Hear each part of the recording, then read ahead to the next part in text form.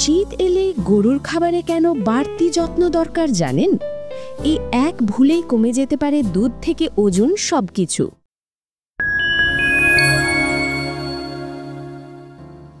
শীত পড়লে গরুর শরীরের ভেতরে ঘটে যায় বড় একটা পরিবর্তন। এই সময় গরুকে শুধু খাবার নয়, ঠিক খাবারটাই দিতে হয়।